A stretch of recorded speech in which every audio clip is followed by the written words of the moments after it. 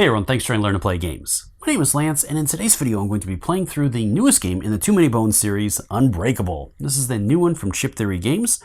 It is a 1 to 2 player game out of the box, but you can add additional gear locks to bump it all the way up to 4. It takes roughly 1 to 3 hours to play, depending upon the scenario you've chosen to play, and it's a fully cooperative game, so all the players are working together to defeat whichever mission they've chosen to go on. Alternatively, there's also a campaign included in this, so you can choose to play the campaign, chaining a number of different scenarios together. So in this video, I'm going to be playing through one of the scenarios. I've chosen to go up against Rock and Roll. So we'll see if I can defeat them or if this nasty duo of trolls is able to bring me down. And in the game, I'm going to be using just the 2 gear locks that come in the game, which is Gale and Figment. And they are really interesting gear locks. So with Gale, she is all about wind power, and she is kind of more mech than she is gear lock. And she's got some really cool offensive abilities, but you can tailor her in a number of different ways. So I think I'm going to go a little bit offense with her and see how things go, but she's got some really cool things, so she's very versatile. On the other side, Figment is all about time travel and controlling time and being able to manipulate that and do different things with the initiative track and all kinds of different stuff. So he is a little bit more of a defensive character in a way, but it's all about using his abilities to really maximize his effectiveness. So it'll be fun to tackle these two and see how they play in the game. So as always, if you find my videos helpful, if you like what I do, please consider that like button and subscribe to my channel. It's one of the easiest ways to support channels like mine so we continue to grow, build and produce this content. If you want to get notified anytime I drop new videos, also give that notification bell a ring, and that'll let you know when I drop new stuff, as I'm constantly dropping all kinds of new videos, including teaching videos, playthroughs, Kickstarter and crowdfunding coverage videos, and many others. So if you want to stay up to date, hit that notification bell and share and like the video as well. It really does help with the algorithm, and it definitely is appreciated on my end. So let's go ahead and head to the table and we'll see how this one plays. Alright, so before getting into the game, there's a couple of additional things that I have to cover. So first off, I've chosen to play the Heroic Adventurer. So this one is going to be about the medium difficulty. It's going to allow me to gain 1 health for each of my gear locks. So I'll add 2 new tokens. And it gives them each a training point as well. So what do I want to do with that? Well, I think with Gale, I'm going to go with her Percussive Blaster. And for Figment,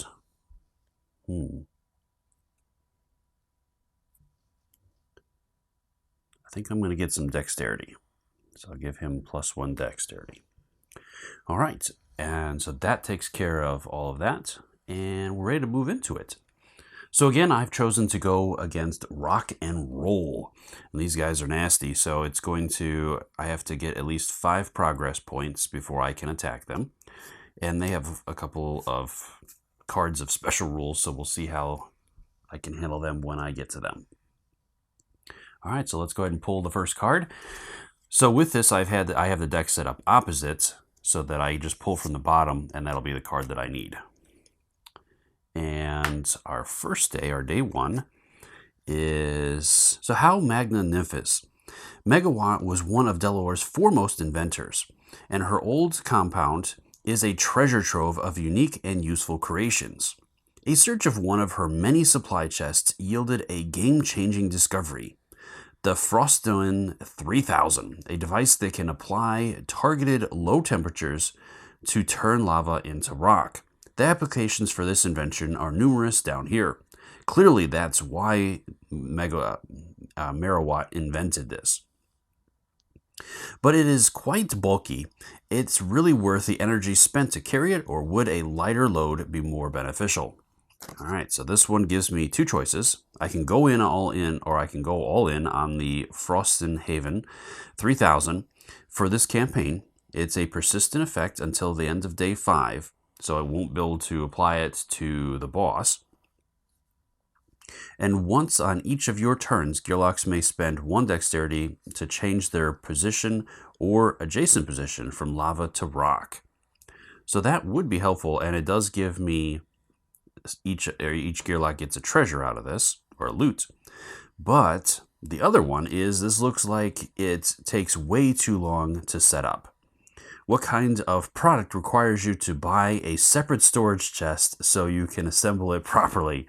That's hilarious. So they're kind of poking fun at themselves with that one, as they have the massive storage chest that you can buy to organize all your games together. So this one gives us an extra training point on top of the one that we're going to get for completing the card. So that'll give us 2 training points, and that is really, really nice. So I think I'm going to go with that instead and pick up the 2 training points. So I'm going to go ahead and slide this underneath their card to mark my progress. And we're going to spend those training points. So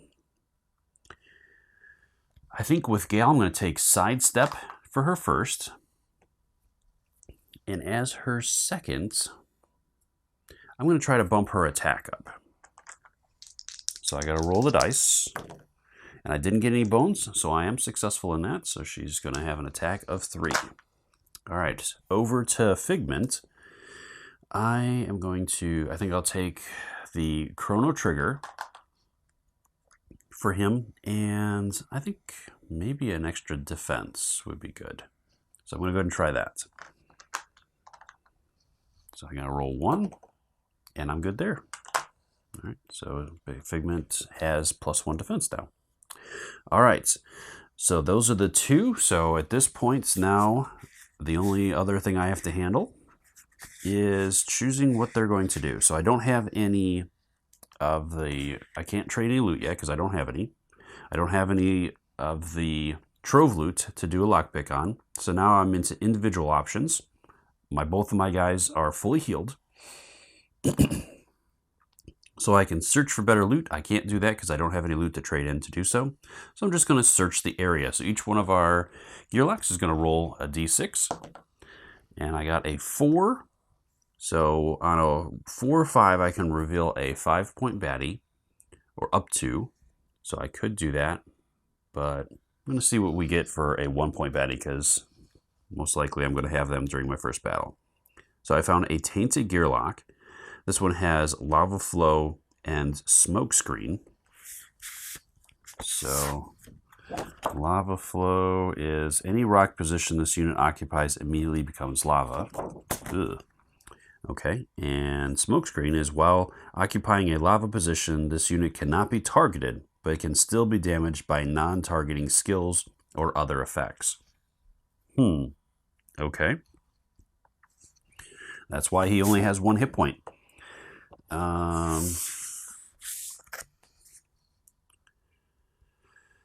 Well,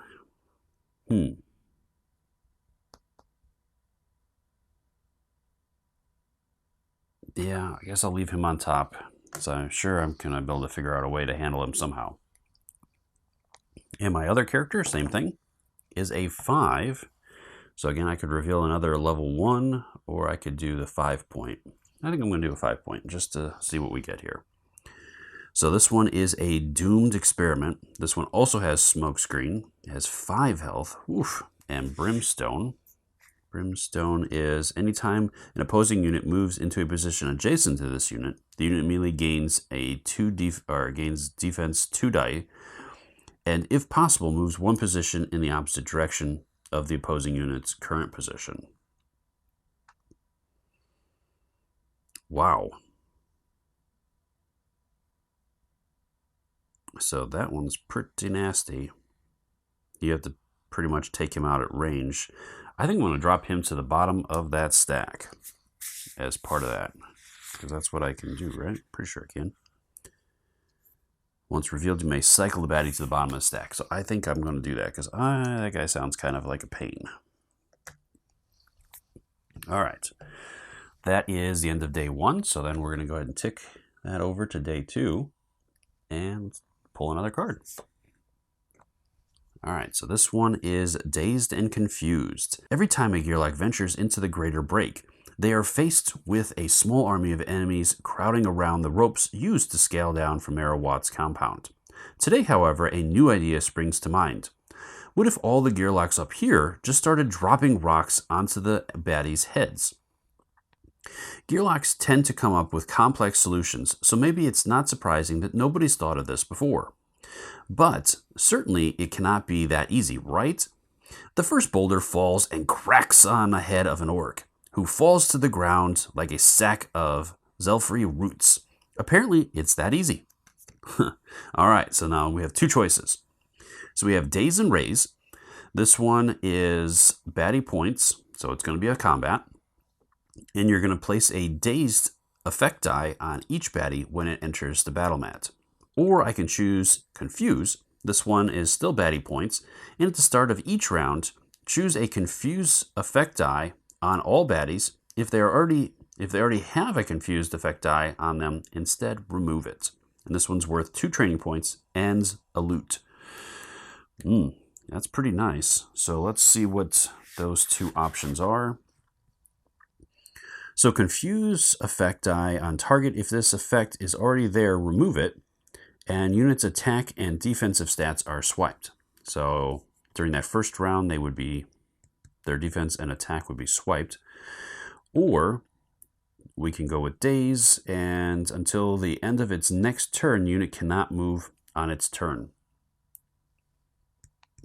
I think I like Daze instead, so I'm going to go with Daze and have that one on all the baddies. So at this point, then we're going to start setting up for combat. So I'm using 2 Gearlocks, and it's day 2, so it's going to be 4 points of baddies. So I'm just going to do 4 level 1s. And I'm going to have to start placing them out. So I'm going to go ahead and grab some health tokens here. All right, so this guy's our first one. He's going to go on to 1, and he's got lava flow, so he's going to immediately kick that over to a lava space. And he's immune to lava. So, and his initiative is 3. All right. Our second baddie is a blind bat. This one has smokescreen and molten bath 2. So that doesn't sound very pleasant. But I'll find out what that is. Well, I better do it now. Alright, so Molten Bath 2. This unit heals a number of hit points at the start of its turn if its position is lava, and heals for a number of hit points each time it moves onto a lava position. Alright, so he's all about getting onto lava, and he's a melee character.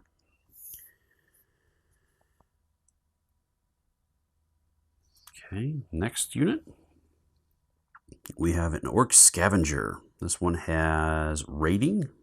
So rating, this unit gains 1 extra attack die for every other orc type baddie on the battle mat. So far we haven't had any, so that's a plus.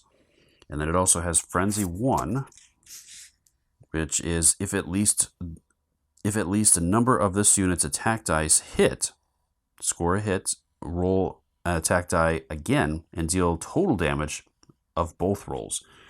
Oof. So he kind of chains things together. That's nasty. All right, so he's got 3 hit points. He's going to go there. And the final baddie is a Troll Drunkard. This one has Stench 2 and has 4 health. This guy sounds kind of nasty. I forgot to put out the initiative for the other one, so Drunkard is number 4. He's going to be a 2. That guy is a 3. So he's going to go under that one, and the final, that one's a 4. So that one's first right now. All right, and that one has Stench 2. So when defeated, place a Stench number effect die on this position. Treat as untargetable obstacle. When Stench is placed, all units adjacent to this die are immediately dealt a number of true damage. Additionally, Gearlocks moving adjacent to Stench are dealt 1 true damage at the start of the round. Reduce the effect die by 1. Wow. So I may want to go after him. So if I can take him down, he's going to hit both of the other guys right away with that Stench effect. That could be very useful. So that's good to know. All right, and then I put a Daze die on each one of those guys. So I got one free round, basically, without them doing anything. I should probably just keep this up for now, because I might have to reference it again. So my Gearlocks are going to roll their dice. And 2 4s. So they're going to go first. All right, and then we're going to place out. So I think I'm going to go with Gale in that position and try to go after him. And Figment is a ranged Gearlock, so I'll go ahead and put him in the corner here. See what I can do with that. All right, so then we move into the round. So first it's going to be Gale to go. And with her weapon,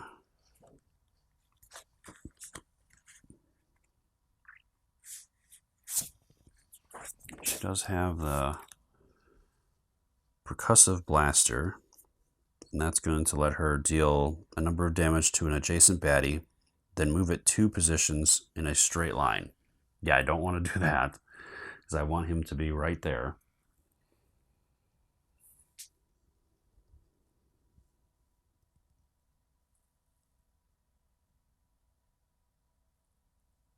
Okay, so I think I'm just going to do attack with her. So she gets 3. So I'm just going to go 3. I'm going to do straight up 3 attack and see what I can get with this.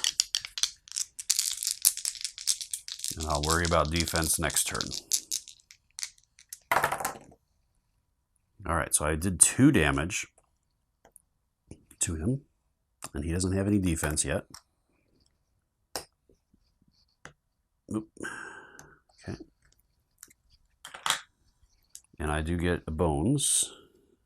Cool Breeze, which is roll a die removed from your backup plan to trigger this ability. If it rolls bones, you may heal 1 HP. If it rolls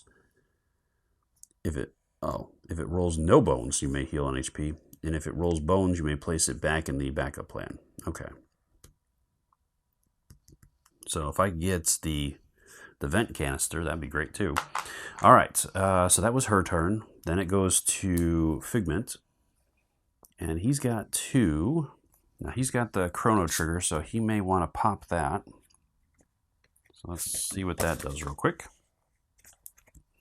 So the chrono trigger, at the start of each round, deal 1 damage to the weakest baddie. If it is round number whatever it is, instead exhaust this die and deal damage to any baddie equal to half of the round. Okay. Well, he's got 3 decks. I'm going to do 1 attack, 1 defense, and I'll do the chrono trigger. Let's see what I get with that. The chrono trigger is a lock. All right, so it's going to be round 4. He does 2 damage, and my target was the one guy, so that's a good thing. So we'll go ahead and place that up there. His defense is an active one, and he did 2 damage to this guy, so that's going to take that guy out. And instead, he's going to have that stank going off. All right, and then that will resolve. So now I'm going to need to move away from there. So which one is that? So stench is that. So I'm going to drop a stench 2 there. And then that one said, when defeated, place a stench number effect die on this position. Treat as untargetable obstacle. And when stench is placed, all units adjacent to this die are immediately dealt a number of true damage. Additionally, Gearlocks moving adjacent to stench are dealt 1 true damage. At the start of the round, reduce the effect die by 1. Okay. So I'm going to take 2. And then each one of these guys is going to take 2. Okay.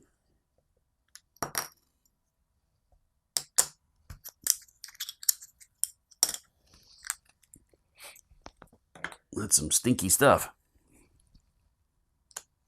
All right, so when is that resolved then? Does it resolve at the beginning of the round? So I'm going to take another hit from her, or how does that work? Dealt true damage. Additionally, Gearlax moving adjacent to Stencher dealt 1 true damage. At the start of the round, reduce the effect die by 1.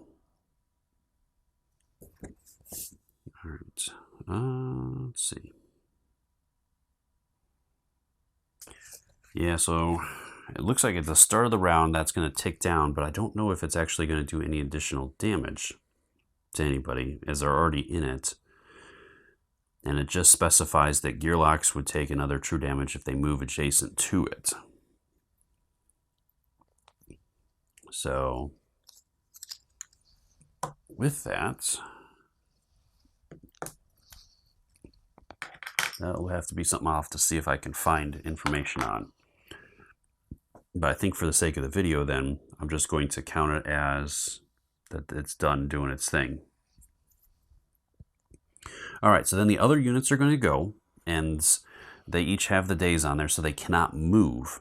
They could attack, but they cannot move, and with their attack, each one of these guys is a melee enemy, so it won't actually be able to target anybody with that.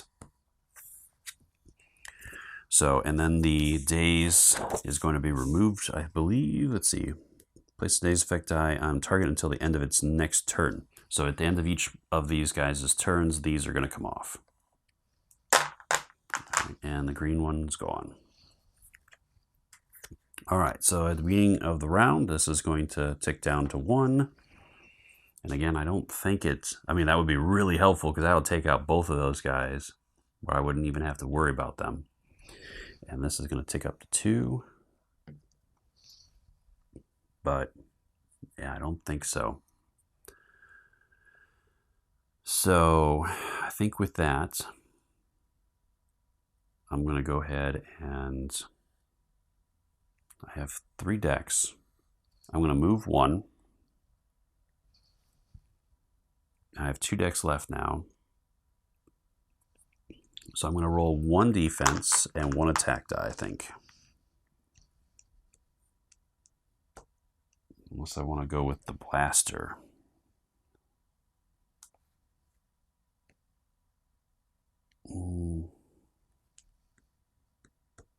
He's going to get hammered either way, hopefully. Yeah, I think I'm going to go with that. And I got him. All right, so I get 1 defense, and he's going to go down. Ooh, I think he gets a defensive die. I forgot to do that. So, question is that the guy I want to go to?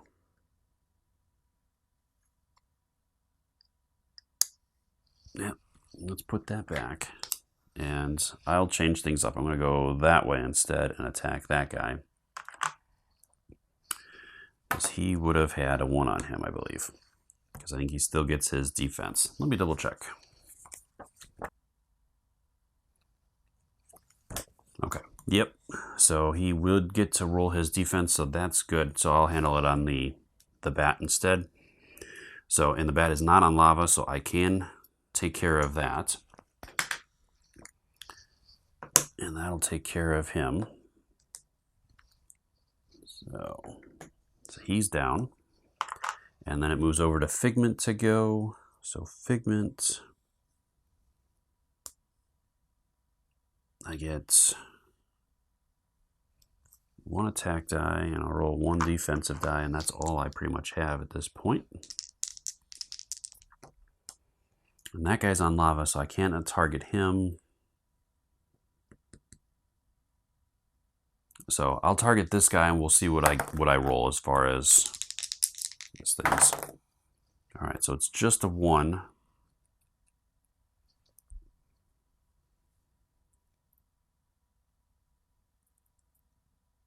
I don't necessarily want him. Well, I guess it doesn't really matter too much. So I'll do it, and I'll take off the defense, and he'll get to roll it again anyways. Maybe he'll roll bones on that one. All right, so that is Figment's turn. So then it moves over to this guy to go. So he is free to do things now. So he's going to move up 1 onto Figment. He does turn that into that. And then he's going to attack. And he rolls a 2. So he takes out both of Figment's defense. And then it's over to the Orc to go next. And he is equal distance. So he goes after the weakest character, which is going to be her. So he's going to go 1, 2. I don't think Stench does anything again, even though he is moving adjacent. And he does get to roll his dice. So on Gale is a pair of bones. That's super helpful. All right, so he's a sitting duck out there. All right, so round 3 is going to go back to us. So Gale, she doesn't even need to move now. So she's going to go ahead and attack. She gets 2 attack dice. I could go all 3. So yeah, let's do all 3.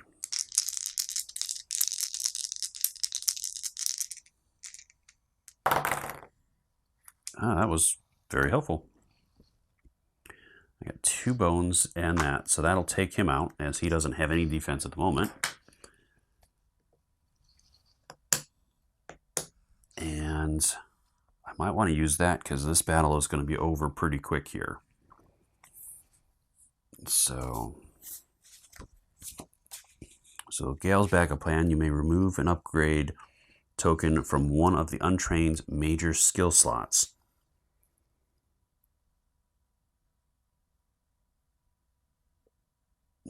Or I do have that as well. Yeah, I think I definitely want to do that though. So I'm going to start with the cannon arm, I think. So I'm going to go ahead and remove that one, and that'll spend my 3 points there. All right, so then it moves over to Figment. So Figment, I'm going to get my 2 defense. And at this point, there's not much else I can do. At the start of each round, deal 1 damage to the weakest baddie. Oh, I forgot to do that. So technically, I can do that to him. And his ability is, I think, only effective for being targeted. Because I can hit him with other means. So he should actually be dead. So, let's see, while in a lava position, this unit cannot be targeted, but can still be damaged by non-targeting skills or other effects. And this one, at the start of each round, deal 1 damage to the weakest baddie. He is the weakest baddie out right now. So yeah, he should be dead. So I don't know if that would have changed anything with, well, no, she did use it on the last guy, so that should be, I think I should be okay with that. All right, so that will end that battle, and that was very successful. So I'm just going to gather these things up, and I'm going to go and heal her to get her back up to her full health. All right, and then as far as Figment's concerned, I'll go ahead and roll the die to find another baddie. It's another 4. I'm just going to look at a level 1. So we have a Troglodyte Whisperer. This one has lava flow, so he's going to turn spaces into lava as he moves on to them. Other than that, he's pretty basic though, so I think I'm okay with that. All right, and then we have 2 training points to spend, and we each get a loot. So for Gale, she finds Poplux. So at the start of the round, move your initiative die up 1 spot on the initiative meter. This one has 3 uses, so that's pretty good. And for Figment, I have Soot Melange. So you have 2 or fewer health. Heal yourself for 5 health. Otherwise, heal yourself for 2. Okay. So we'll just go ahead and add that underneath there. Okay, so that's a good thing to have. And then we have our 2 training points. So with Figment, I should probably start working on his time skipper abilities. Either that or get the phase ghost. Might be good as well. Or bumping up his attack would might also be good. Let's see what we got here. So time jump. Take the baddie's initiative die that is either directly before or after yours on the initiative meter. Move its die to the top of the initiative meter and deal damage to that baddie. So that one could be good.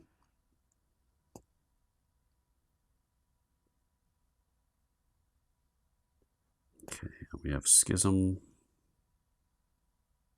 We'd have to have one of the other ones. So the only other options I have, I could do Warp, increase or decrease the round counter by up to that number.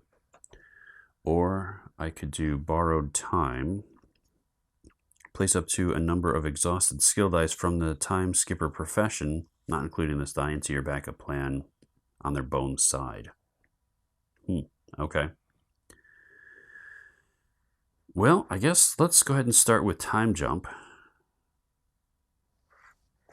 and handle that one. So that is number 1. That's my first skill. And Chrono Trigger goes back. And Schism, deal a number of damage to all baddies above you on the initiative meter.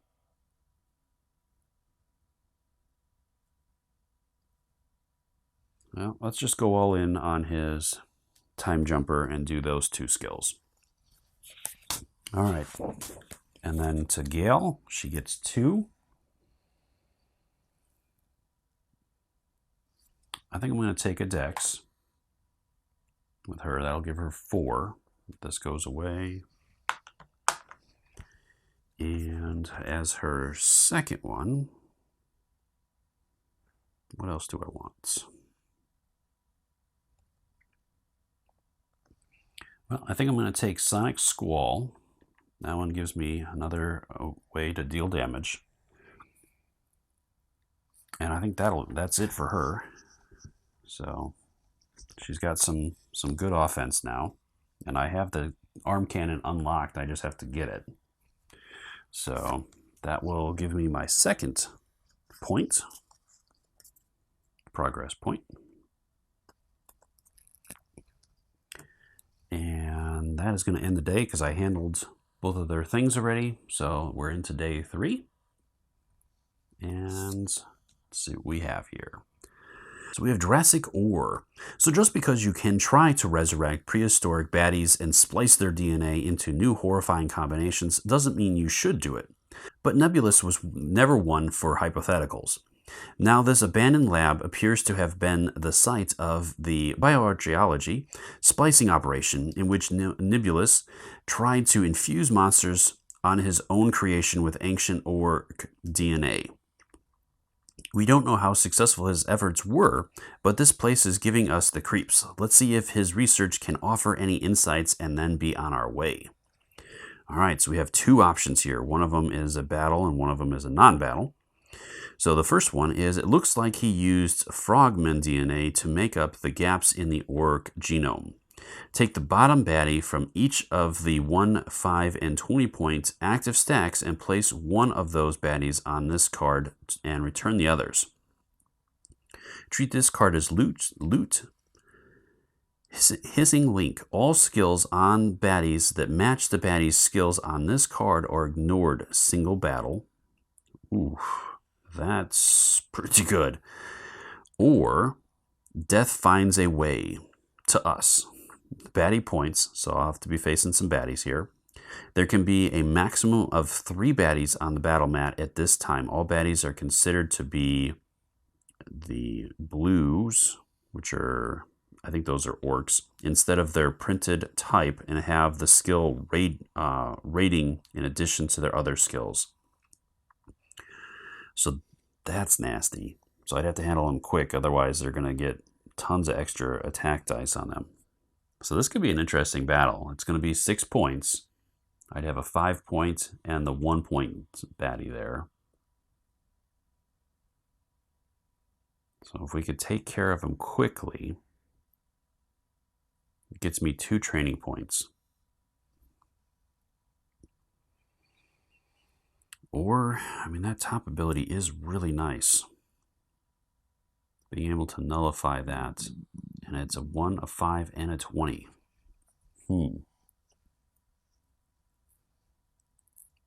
Man, choices. That's a tough one. I think I'm going to go with the combat and risk it, because this could be a challenging combat, but getting that extra training point I think is going to be helpful for this as well. All right, so let me take this back down to 1. I get the 1 point baddie and the 5 point. 5 points going to be placed out first. It's a vampire bat. All right, so it's got 5 hit points. Its initiative is 4. And it's going to have that ability as well. It has 3 attack dice, Flame Soak 2, and Flight. And it targets multiple characters. Yikes. This guy is brutal. All right, so 5 hit points. So I'm definitely going to want to hit him for everything I've got. And let's see what those abilities are. So that was Flame Soak, Flight. So at the end of this unit's turn, place the Flight effect die on it. If this effect already is there, remove it. While in flight, this unit cannot be targeted, but can still be damaged by non-targeting skills or other effects. Okay, so that is going to be problematic. So hopefully I'll roll higher than him.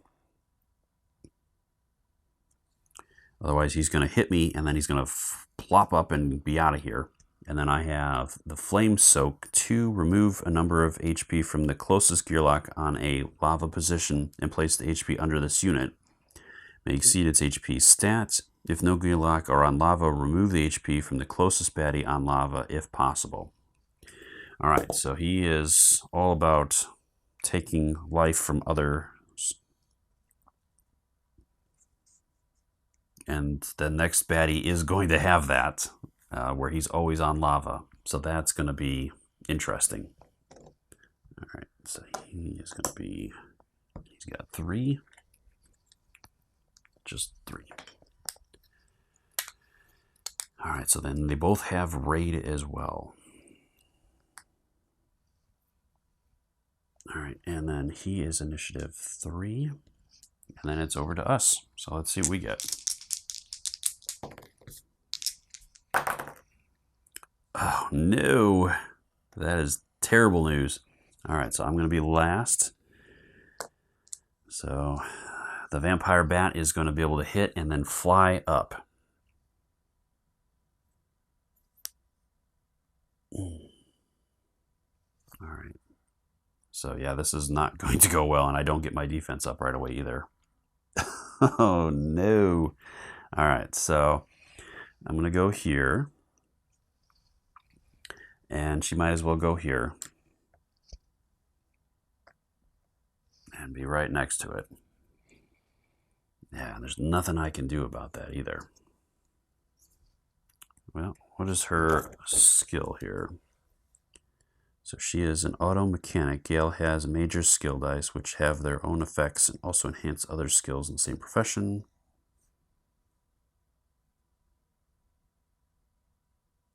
All right. So hers really has no effect other than the fact that she has those things that she needs to unlock.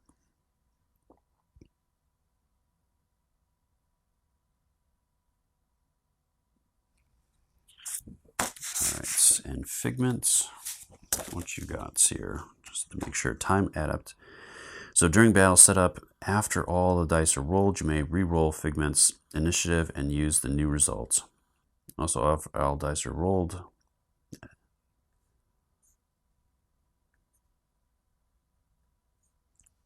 all right, so he can move up or down, and I can re-roll him.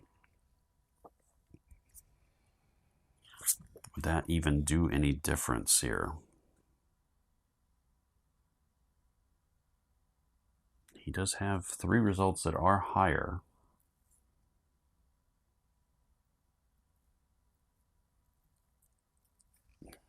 But I don't know if doing that would necessarily be...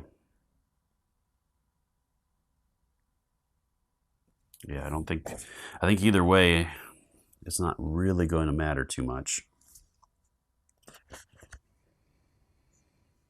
So Drink Master up after all initiative rolled, you may re-roll his initiative and use the new results. Also, after all dice are placed in the initiative meter, you may move Figment's initiative up or down one spot on the track. Well, I think I do want to move him up though, because I'd like to go first before the other guy, just in case she gets wiped out here. Because I'm taking at least 3 damage, if not more, potentially, depending upon how well that bat rolls. Actually, it's going to be rolling 4 dice. Oh my gosh. So I need some bones to come up on those battle dice. Because she does have rating, or the bat has rating, which gives them an extra die as well. So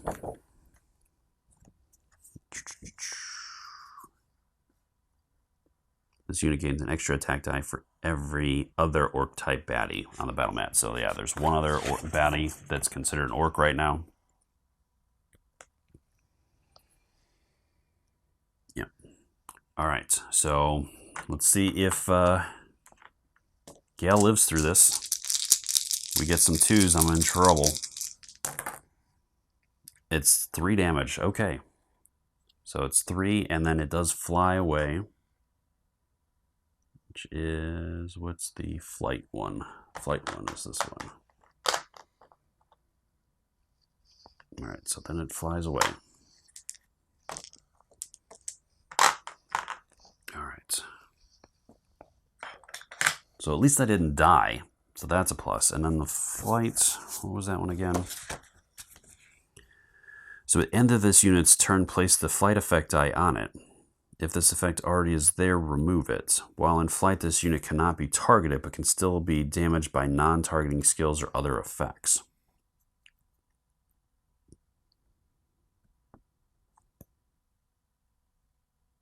Okay.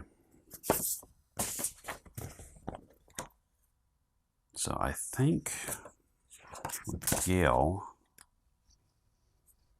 deal damage to an adjacent baddie, then move it up to 2 positions in a straight line. I have Sonic Squall, deal damage to an adjacent baddie. So I could do those 2 at least. And do some damage to it. So I think that's what I'm going to need to do. And then I'll roll a defense die as well. And that's pretty much it. So at least I can do a little bit of damage to him. And it'll be just 1 apiece. So I'm going to hold on to that one because there are better results. This one I'm just going to handle. So I'm going to do 1 damage to it. And that's going to be exhausted. All right, so that was Gale's turn. Now we're over to Figment to go. So Figment does have the...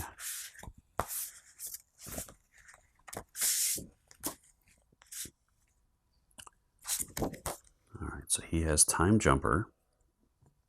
Take a baddie's initiative die that is either directly before or after yours in the initiative and move its die to the top of the initiative and deal damage to that baddie.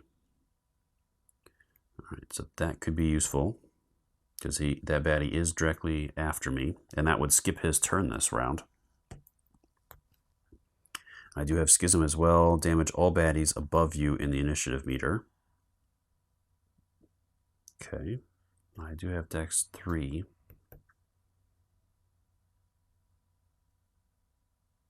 Well, I can do that next turn, I think, because I do want to have some defense just in case. So I'm going to do that, and then I'll do the Chrono Trigger. All right. All right. Oof, that's a 5. All right, so Chrono Trigger is locked. It's going to do some damage every round.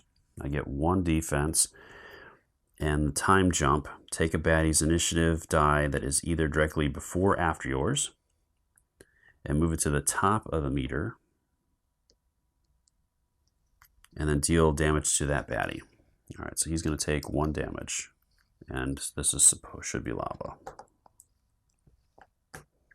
And I forgot to do that skill with him as well, the other guy. So that actually might kill him.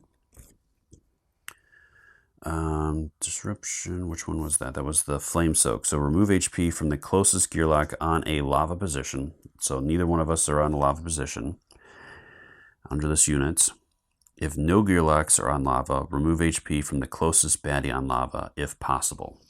So it's Flame 2, so it's actually going to, yeah, that'll take care of him completely. And it's going to pick up those two. So that's the only guy I have to worry about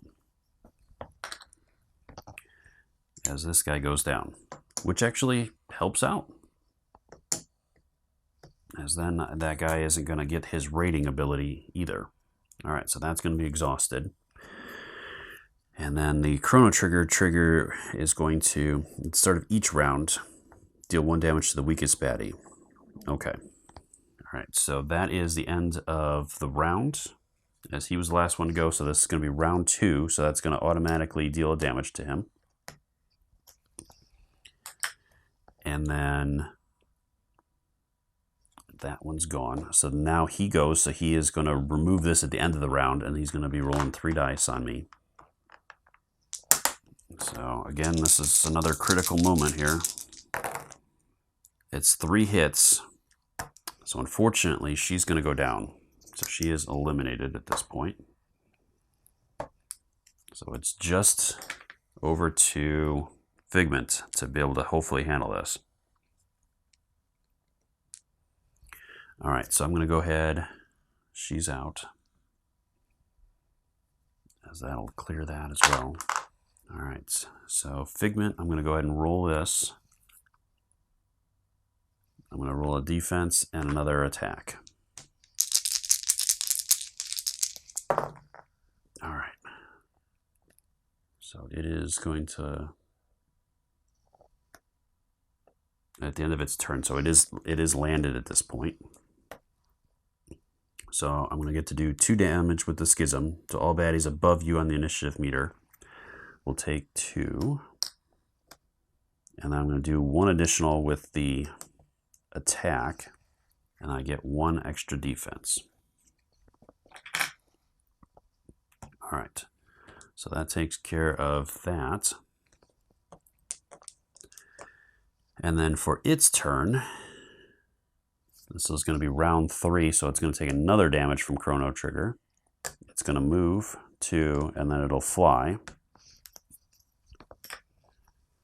So then during my turn, I've got my 2 defense out. So I could roll those. And I don't have anything else to do. So I'm going to have to pass on my turn. So then it's round 4. So at the beginning of round 4, it'll take another damage from Chrono Trigger. So man, Chrono Trigger is super helpful. Wow. All right, so that's going to clear the battle. And I was able to pull it off. All right, so, and Chrono Trigger did not, or Figment didn't take any damage. So Gail is going to have to come back out, heal up. So she's going to use her option for that. And then she gets her blaster back. And I get my 2 back. All right, and then it's over to choosing how to spend our points. So I think Gail, I'm going to start with healing, or getting an extra HP. So that'll put her up to 6.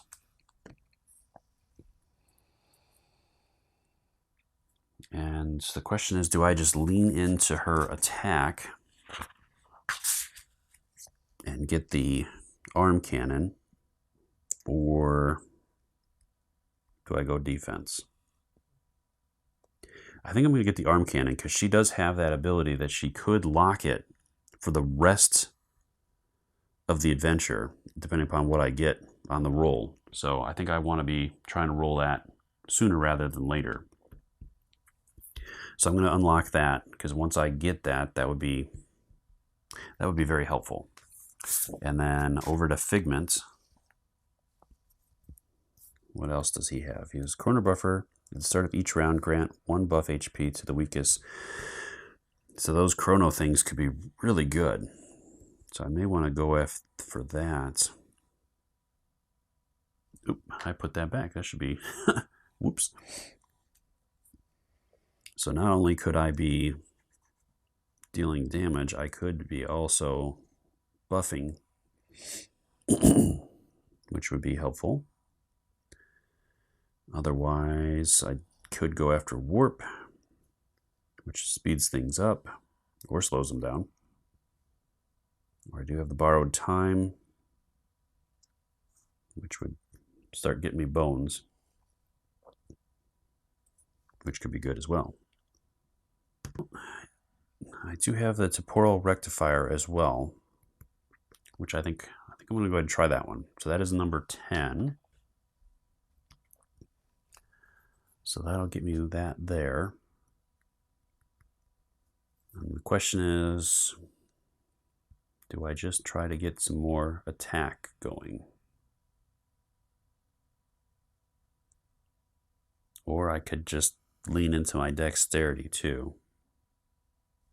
I think that's what I'll do, because he is a ranged unit, so I'm going to try to focus on some of that, and I'll get some attack later on here. All right, so that is going to complete that. That gets me my 3rd progress point. So doing pretty good. All right, so now we're into day 4. And he did get to do a roll, so I think we're going to do a 5. So I'm going to check out a 5-point baddie. This one is a sword breaker, or an orc duelist. And it has the sword breaker and raiding abilities. That sounds really nasty. He's got a lot of stats. I'm going to go ahead and drop him to the bottom, because that sounds very unpleasant. All right. Now we're on to the next card. Uh-oh. So we have a Tyrant encounter. Creative differences. Sometimes one wonders if rock and roll might finish each other off before this adventure reaches its destination. The troll siblings have been fighting for years with their foray to retrieve the great machine parts. Only a brief interregnum in their typical reign of terror. If they don't end each other, they may prematurely end this quest. The journey has been interrupted by what looks like a rolling, earth-shaking brawl between the brother and sister. If due care is not taken, the primary casualty might be gearlock in nature. All right, so this one is the only option. It's going to give us treasure or loot. And it says, hello, goodbye. It's going to be baddie points and then add roll to the top of the baddie queue. All baddies consider roll to be an opposing unit. Baddies and party members opposite each other as normal. At the end of the 2nd round, add rock to the bottom of the baddie queue. When rock enters the battle mat, remove roll if not already defeated. Encounter success is achieved when all non-tyrant baddies are defeated. All right, so we just basically need to wipe out the other guys. And it's day 4, so it's going to be 8 points. So I'm going to have a 5-point and 3 1-point baddies. And then roll is coming on as well. So she's going to be on the top, or I don't know which one's the girl. So I think roll might be. So she's going to go on top. And then he's going to come out at the end of the 2nd round, add rock to the bottom of the baddie queue. All right. So I'm going to get to go up against them right away at the beginning here. All right. And this is going to turn back over. Let's go ahead and clear these out real quick. And this is round 1. All right, so roll, you are first. So we've got 8 hit points. 3, 4, 5, 6, 7, 8. She's in the number 1 slot. And she's got Crowd Surf and Star Power. And I think that's on their cards if I'm not mistaken. Yeah, so crowd surf. For Roll's movement, she moves as many positions as possible, taking the shortest route possible to an available rock position adjacent to the strongest opposing unit. Roll can move through other units, and each unit she moves through is dealt 1 damage. If there are no available rock positions adjacent to the strongest opposing unit, Roll does not move.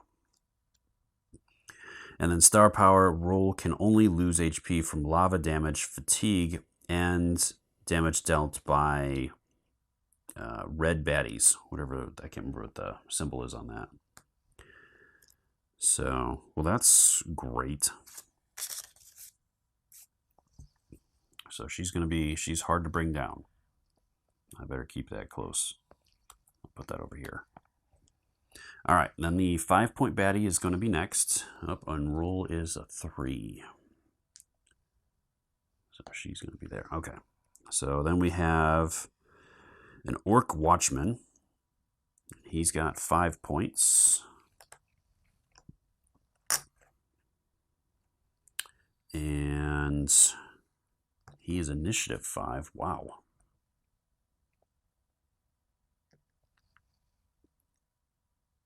He's 3 attack, 1 defense, and he's got the Swordbreaker skill, which does not sound very nice. Alright, Swordbreaker is at the end of this unit's turn, its target must exhaust 1 of their attack dice if they lose HP or buff HP this turn. Wow, that's nasty.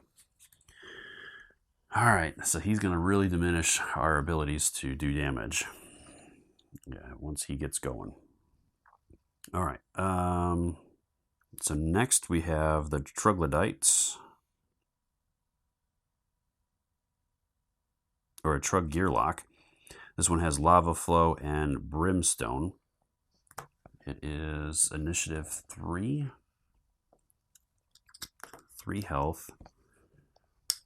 And it's going to go next to him. So flips that over with Lava Flow. And then Brimstone. Brimstone was anytime an opposing unit moves to a position adjacent to this unit immediately gains 2 defensive dice. And if possible, moves 1 position in the opposite direction. Alright, so it tries to stay away from other units. And it gets those defensive dice. And so far, this guy's a ranged guy, so he's actually going to be up there. All right, and then the last one, for now, is a Troglodytes Scrounger. So this one's got 4 HP. It's initiative 3 as well. And it has Lava Flow as well. So it's going to also have that as lava. So there's going to be a lot of lava out here.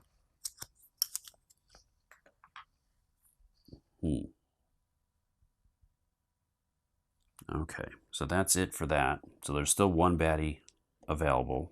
And then I'll have rock coming out here in a little bit. All right, so let's see where our Gearlocks fall. A 1 and a 6. Well, you can't get much different than that. All right, so we've got... Well, the question is, do I stay there? I mean, his Schism would be very handy there. Be the best option. He's got 5 hit points. She's got 6, so I made the mistake of taking a hit point with her, so she's going to be the top priority for Roll. So, yeah, I think I'm going to go there with her. And Figment, I think, probably behind her as well. All right, that is, I think, where we're at. So it's going to be Gale first, so she's going to have to spend 1 to move up to get her adjacent. So she's got 3 left. I think I'm going to have to roll 1 defense on that.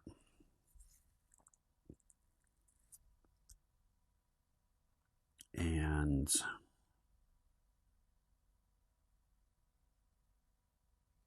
what's hers things do? I'm going to need at least one defense. She's only got one option for that then. Anyways. And the cannon. While active, any of your skills with the text adjacent baddie can be used on any baddie if on the same side. Alright, so that would actually give me a ranged attack. If it comes up. Well, which regardless it will be. So I think I'm actually going to stay here then. And try it.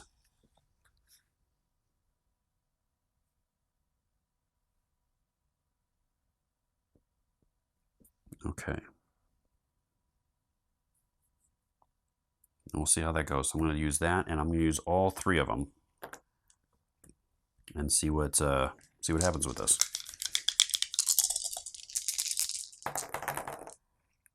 All right. Okay. Yeah. So I'm going to go ahead and lock that in, and I got bones. Unfortunately, I'm not going to use this one. I'll hold on to that. And on this one, this is going to do 2 damage to him, and it's going to do a poison 2. Because of that piece that's locked in there. So, attack. Okay. And then the poison, I think, is on her card here. She's got like a quick reference guide to that. Yep. This unit takes true damage equal to the effect die at the start of its turn. Okay. So I'm going to do 2 damage to him from that.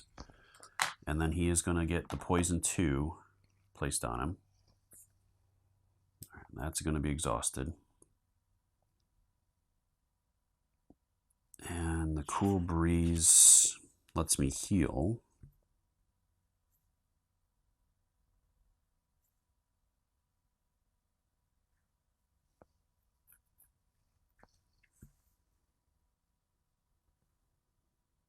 And that's pretty much all I can do. All right, so we'll see what happens. All right, so this is going to tick down 1 and do 2 damage to him because he's the next one to go. So that's a plus. He's almost dead. And then he's got that, so he's going to get 1 defense and 3 attack dice. And he's targeting the 2 strongest. So I think he hits both of us.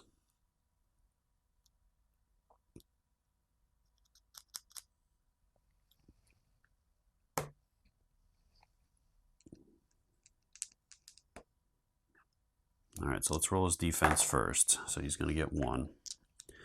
And on me, let's see. What's this do? Okay. So roll. That's her thing. Baddies points. All baddies consider roll to be an opposing unit. Baddies and party members. Okay, so he's going to target Gale and roll, as he does consider her to be an opposing unit. And then I don't think she can be damaged by it anyways. Can only lose HP from lava damage, fatigue, and damage dealt by red baddies. He's not a red, so on her first, because she's got the most hit points, he would do 4 damage. And then on Gale, he does 2. All right, so that's good news. All right.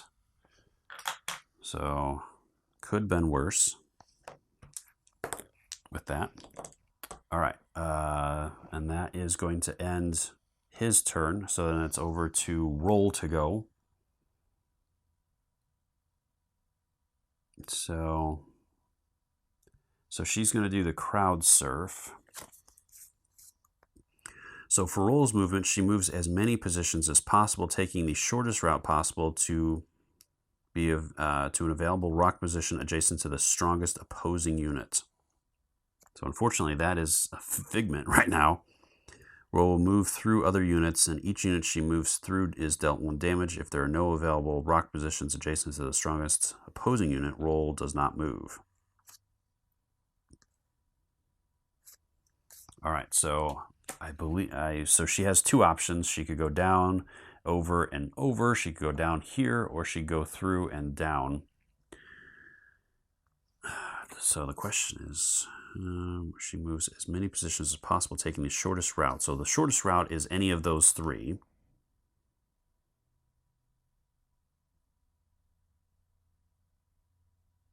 Okay, so I believe she is going to move through each one of those down to this position. So each one of these guys is going to take 1. Okay. And then she's going to attack him. She gets a defense and 2 attack dice. And then she also gets her die, I think, as well, which is going to be the one with the, yes, this one. All right, so she's got the ticket. So each Gearlark must discard 1 loot. Well, that's not great. All right. She does 2 damage and bones, so the bones don't give her any benefit, and poor Figment takes 2 damage. Okay. Well, they giveth and they taketh away. All right, that is going to be her turn. So now we're over to the yellow guy. And he is going to... He can't get next to him, so the only other option is to move down and over.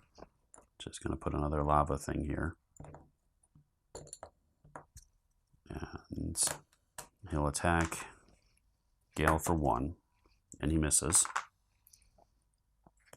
All right, and then the Lava Fiend, or the Troglodyte guy, is going to move over. And he's going to hit her. He's rolling 1 as well. And he does 1 damage. Oop, just 1. All right. So that's his turn. And now it's over to Figment. So Figment, you've got 4. She did take damage, so she does have to fatigue a attack die. So that what that means is that now if she can only roll 2 attack dice instead of the 3. So it constantly reduces the number of dice that she can roll. And I don't think baddies can suffer from that. Unfortunately, that would be great. Over to Figment. So I've got 4 decks to work with. I definitely want to do Chrono Trigger. I mean, shit, I might want to do all of these. Defense is important, though. So I think I'll do that, this, and I think I'll do a defense.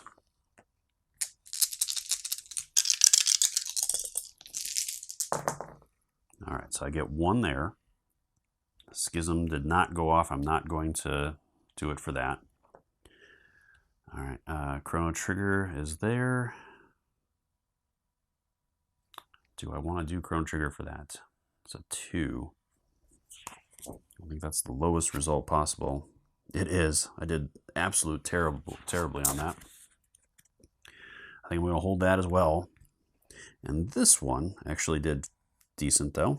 So, Temporal Rectifier here. I rolled higher result. So at the end of your turn in rounds, so at the end of round 3 and at the end of round 5, you can heal a Gearlark for 1 point. Additionally, exhaust this die to heal any Gearlark 3 points. All right, so that one is a lock. So that was not a good round for him. This might not go so well. All right, that is the end of round 1. So we're into round 2. So it's over to her first. I definitely am going to need a defense. And I'm going to do the Sonic Squall. and I'll do 2 attack. So I'm going to target the guy in front of me and see what I can do with that.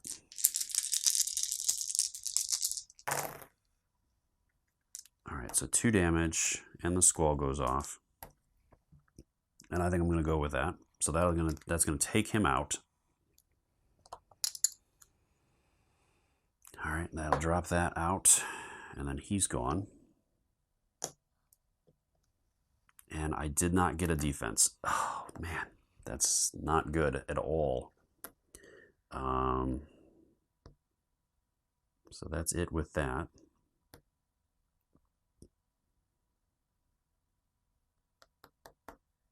And that'll exhaust that. I do get... All right, so I could spend the backup plan. Deal 1 true damage to an adjacent baddie. So I could do it on him.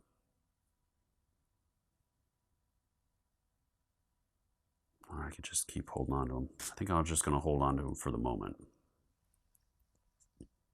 All right. That's, I think, it for her turn. Oh, I could do the breeze. Yeah, I think I'm going to do the breeze. So it lets me roll a die removed from your backup plan to trigger this ability. If it rolls no bones, then you heal 1 HP. Good. All right, so that just goes away, but I do heal 1. So that may keep me around a little longer. All right, that was her turn, and that was the green one, so that's going to go away. So then it's going to go to him next, and the poison triggers first. So this unit takes true damage equal to the effect of die at the start of its turn. So it's going to take the 1 true damage, bypassing its defense and wiping it out right away. So that was really helpful. And then we're on to blue. So that's roll. All right, so she can't get adjacent to the strongest unit at this point, which is her. So I think she's going to stay where she's at. And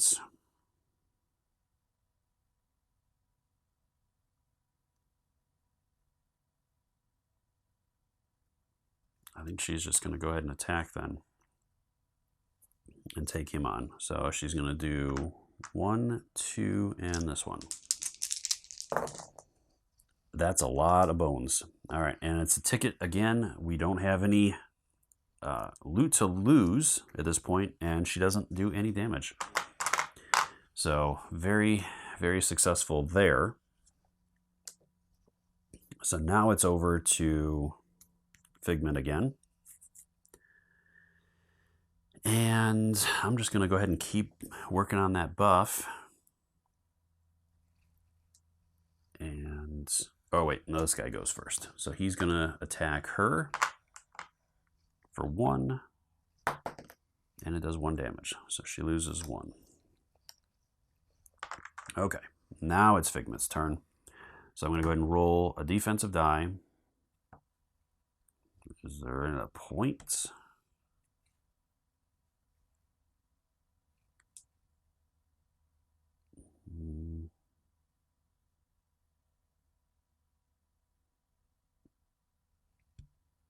So yeah, I think I'm just going to roll that. I mean, I could target her. I just won't do any damage, but I might get bones. So that's what I'll do. Well, I can target him. Well, it didn't matter because I got bones anyways. So that'll be locked there. I get that. And that'll be locked as well. I'm good with that. So I'm going to hold on to it again. Schism. Well, there's only 2 shots at doing 2 damage. Yeah, I'm going to hold on to it. All right, so I didn't do any damage to him this turn.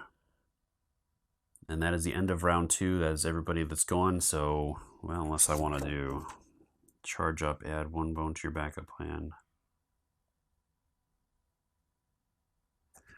So I'm going to go ahead and do charge up, might as well. So I just add another one. So he basically just gets to constantly add. All right.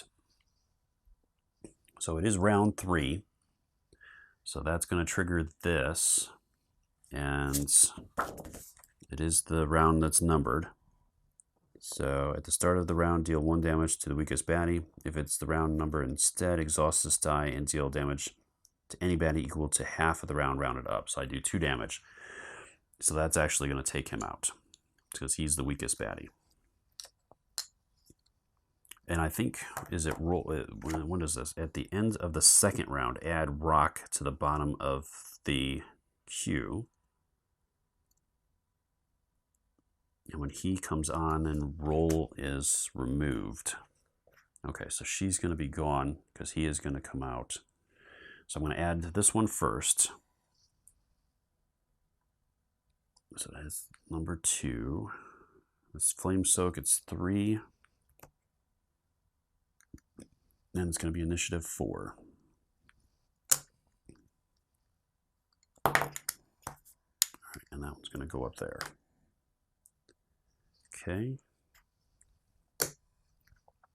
And then he comes out, he replaces her. He also has 8. So I'm just going to switch those out.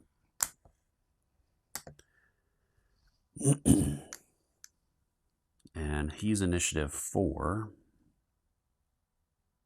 which it doesn't really matter, but he goes to the top of the stack because he's a tyrant. All right. So with his ability, he is going to, that's rock. So he's got hard rock. At the start of rock's turn, his position becomes rock. Okay. And recover 2 rock, gains 2 HP up to full at the start of his turn.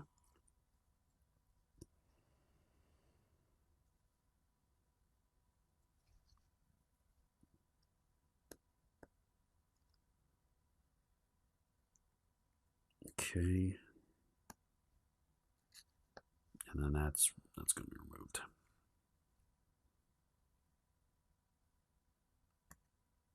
All right. And that's all he can do. So he would go first. He's trying to get to the strongest unit, which is a tie between those 2. So he's going to move there.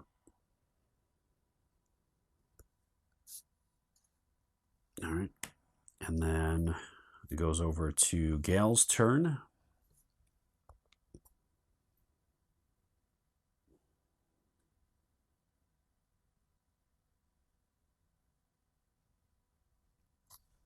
So I could try that. So that'd be really bad if I end up rolling that. But let's go ahead and try. So I'm going to move up for 1. So that's 1 dex that I've used. I'm going to go ahead and roll this and 2 attack for my last 3. And we'll see what happens with this. All right, so I did 1. I got bones. I knew it. I knew that was going to come up with bones. So sidestep, I'm just going to hold off. I'm going to do 1 damage to him. And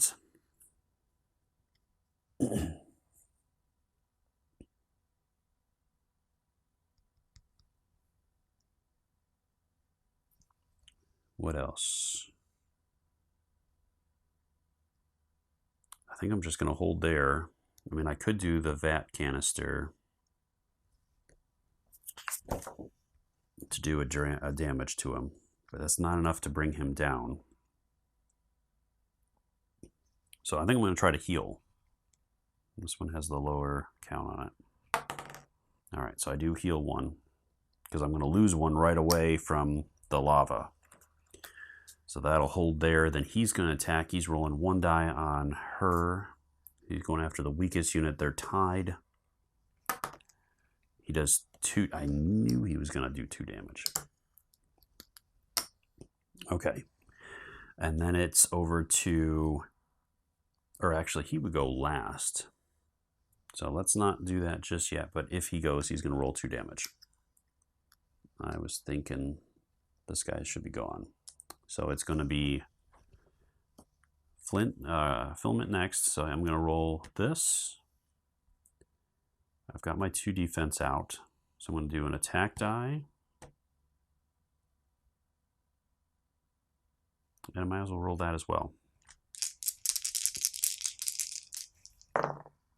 All right.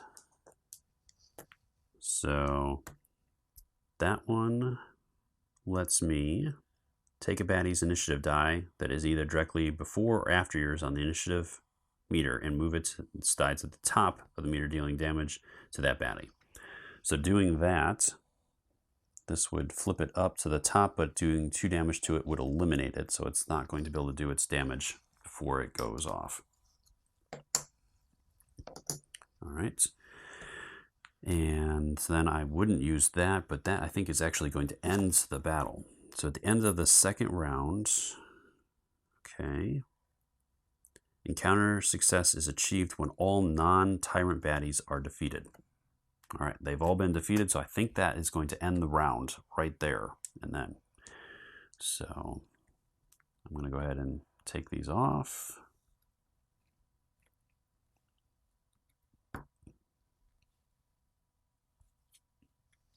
Okay, and that goes away. Her stuff gets cleared.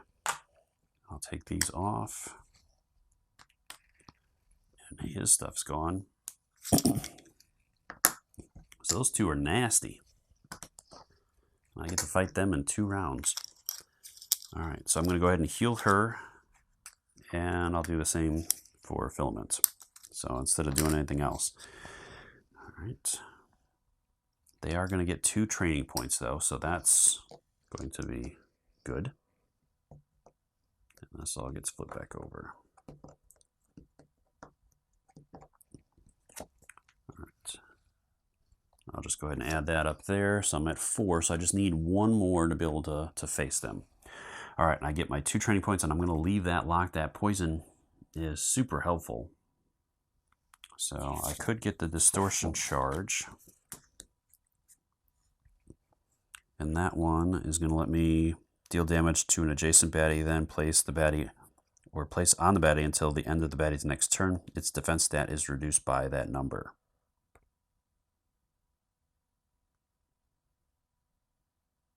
Okay.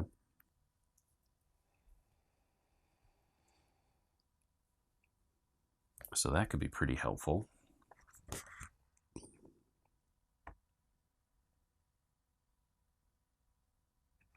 So I think I'm just going to go in all in on attack. So I'm going to get that as well. Okay, and I think I do need a defense at this point. That's my second one. So I got to roll for it. There it is. Okay, I think that is probably a good choice. All right, so that is it for her. So that it's over to Filament to choose his options here. All right. I think the chrono buffer is going to be big. And what else do I want?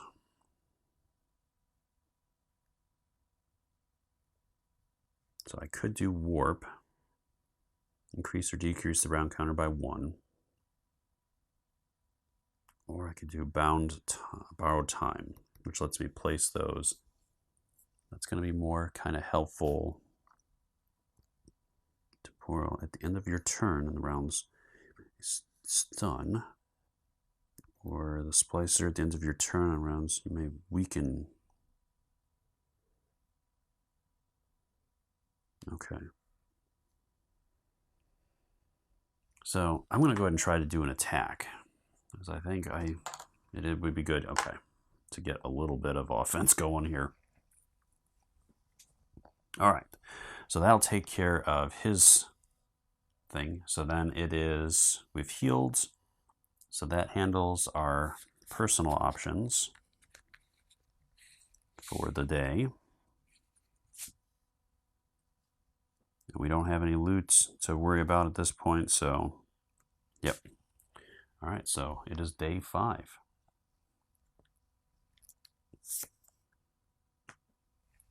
So silver and gold. For once, a cantankerous creature swinging a pickaxe down here is not trying to kill us. Instead, it's a scroungy old Melnor named Uncle Jed, who's been living in the break for decades. He tells us he only cares about one thing, silver and gold. We have many questions for him. Where is the best route north? What is the troglodyte's weakness? Whose uncle is he exactly? Aren't silver and gold two things? Jed promises to answer them all, but only if we take him with us and let him speculate across the lands. This might be more trouble than it's worth. All right, so take the prospector and put up his unsafe digging practice, and put up with his unsafe digging practice, which is going to get us another training point.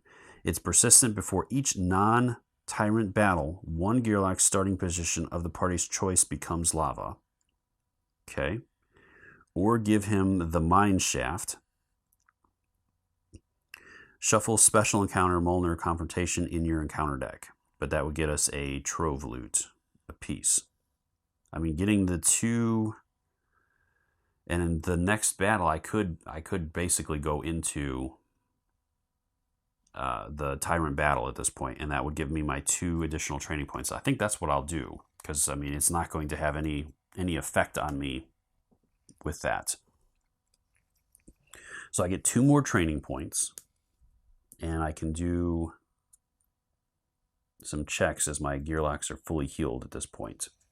So I think for Gale, I should probably get some defense here going on. Or I could do some, at the end of your turn, heal yourself or and all adjacent party members for a number of hits, then reduce this die by 1.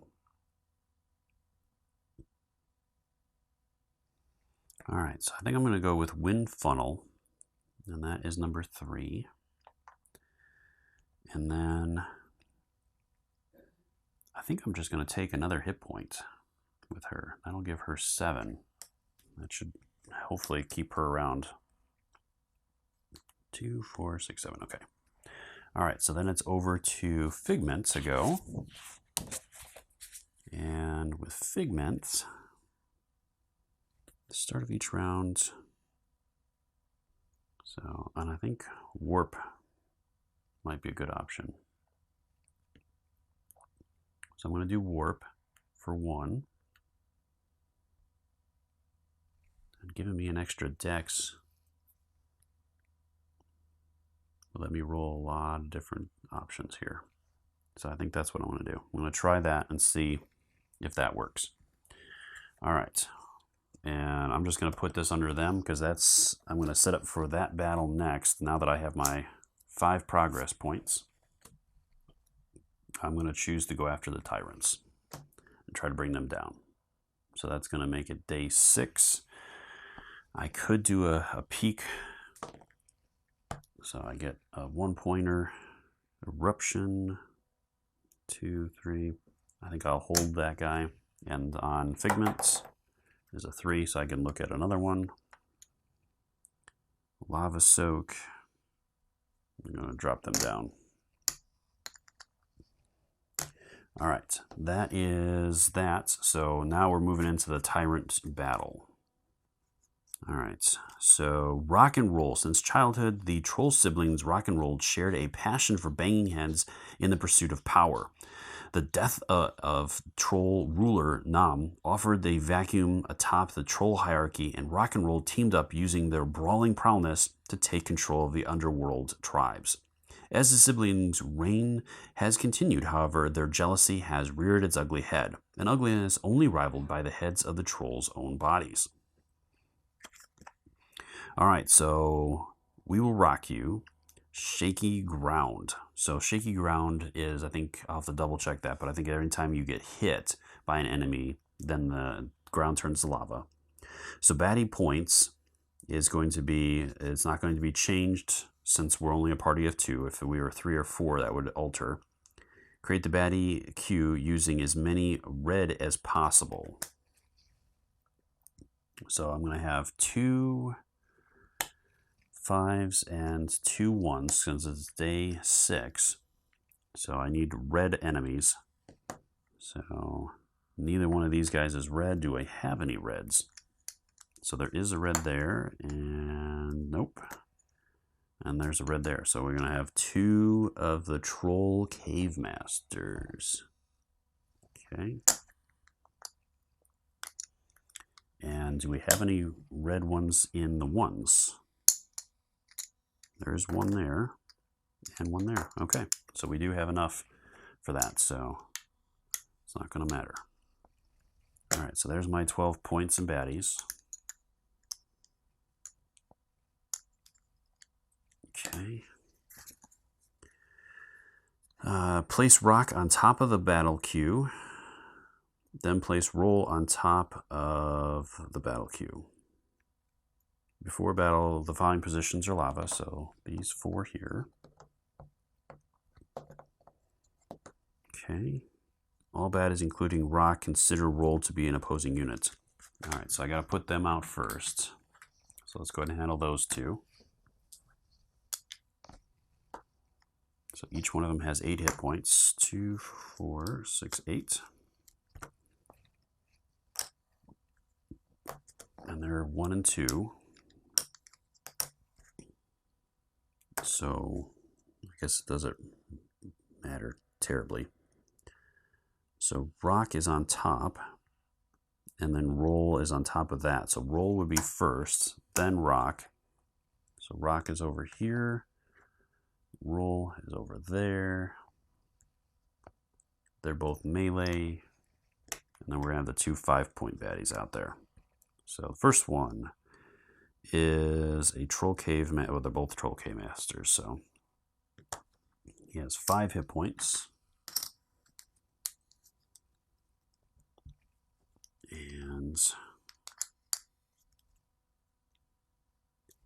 he has Recover 1. So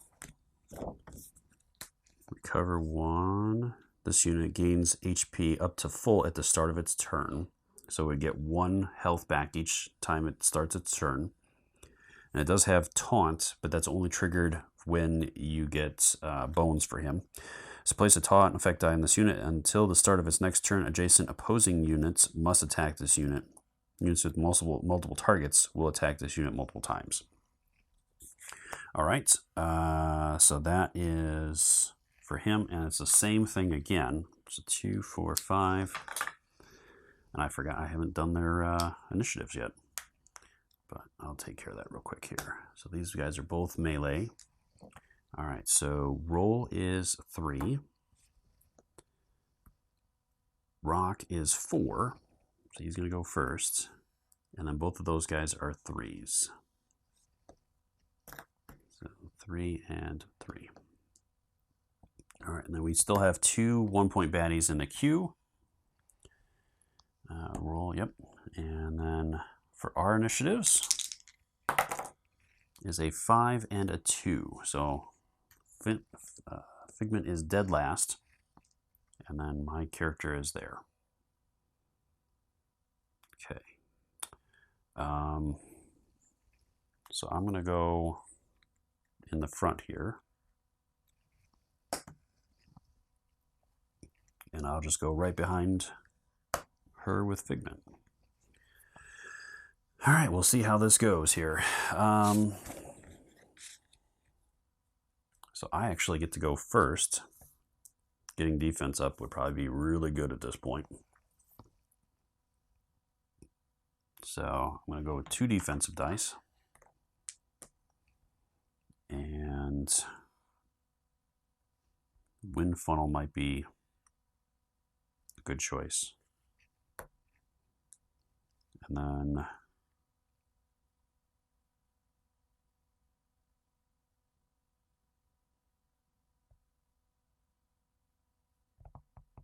I think I'm just going to do 2 attack dice. I only get 1. And my target is that guy. Okay, so let's see what I can do here. All right, so that one I'm just going to hold on to That was super unhelpful. That was huge though. That's great. And I gotta remove that. All right, and I do 1 damage to him. So he's gonna take 1. Which unfortunately he's just gonna heal at the beginning of his turn. So I better just leave that out. All right, but getting that defense up I think is going to be very helpful. All right, so that is everything there.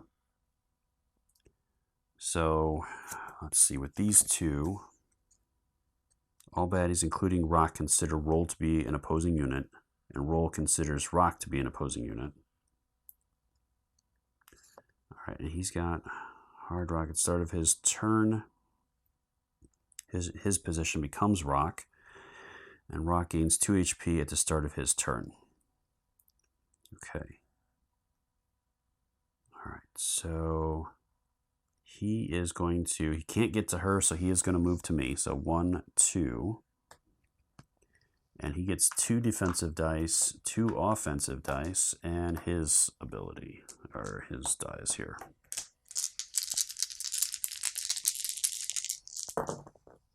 All right, so he got Bones. He's going to get 3 defense. He does 1 to me, so I'm going to take that down by 1.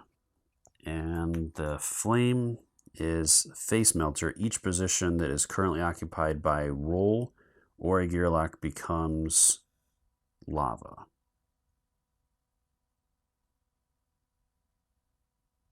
All right, so both of these positions turn to fire or to lava. And so does Rolls. All right, I am wrecking everything. Okay. She's going to be moving here in a second anyways.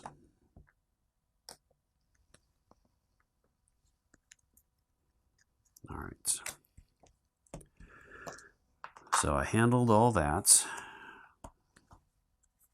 So that was his turn. And the lava, is lava on here? Just to make it easy, that'd be nice. And is it on here maybe? Or do I have to go to the book? Shake anytime a baddie deals damage to a Gearlock that causes the Gearlock to lose HP. Okay, so that's that. But that doesn't tell me what lava does. So let's see. Are dangerous for surface dwellers. Positions become lava. Through baddie skills and other effects, units can freely move onto or through these positions just as they can with rock positions. However, units occupying a lava position at the end of their turn take lava damage. Lava damage is 1 true damage. This applies to all units. Okay. All right. So that'll take care of that. So next it is going to be Roll. And she is going after the strongest unit, which is going to be Rock. So, and then she's going to do the crowd pleaser, or the crowd surfing. So 1, 2, 3, 4. Because she wants to be adjacent. So she's going to do 1 damage to each enemy that she moves through. Okay, and then she is going to attack. So she gets 1 defense, 2 offense, and her die. All right, and she got 2 bones, and a shirt, and a sword, so she does 1 damage to him. Okay, and the shirt is... there it is. Shirt is Sweet Merch. Each Gearlock draws a loot. All right, so hopefully this might be helpful. Fortunate Discovery. Select one of your consumable skill dice and place it in its spot on your mat. It is now available for use. And recyclables. Choose any loot from the loot discard pile and add it to your loot area. Okay. So I think I want that other one back. Start of the round, move your initiative die 1 spot on the initiative meter. So I'm going to take the Soot Melange. Okay. And that one lets me take a consumable die, so I better use that right away, because her next turn she might end up rolling the other thing. So she has Self-Coder. So I will take that and add that in there. And that is Brain Train. Reroll one die in your active slots. Either apply the new result or return the die to its previous result. Or reroll as many dice in your active slots as you wish, one at a time. Okay. So it could be good. Either way, I have it now. All right. So that was her turn. Now it's over to yellow. So he is going to recover one. And then he will attack my character, because he can't get over there, so he's going to be rolling 3 and 1. All right, he got bones, so he is going to taunt, and he does 3 damage, which clears my defense. And he adds taunt there, so I pretty much have to target him. All right, and then this guy is going to move over and attack her, so he gets 1 and 3. And he got bones, so he's going to taunt and do 3 damage. Ouch. 2, 3. Okay. And he didn't get any defense.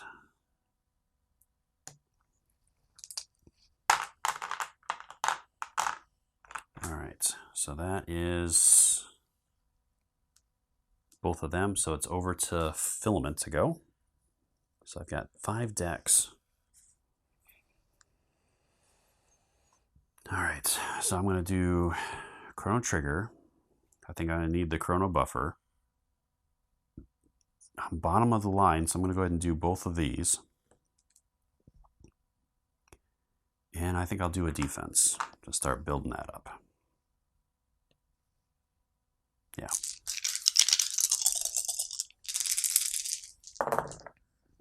All right, so those were both very good. So those will go into my lock slots. I got bones for that. And then for these, let's see what those are. All right, so first Schism, deal damage to all baddies above you in the meter. So both of these guys are going to take 1 from that. This guy's going to take 2 from that. And she's going to take 2 from that.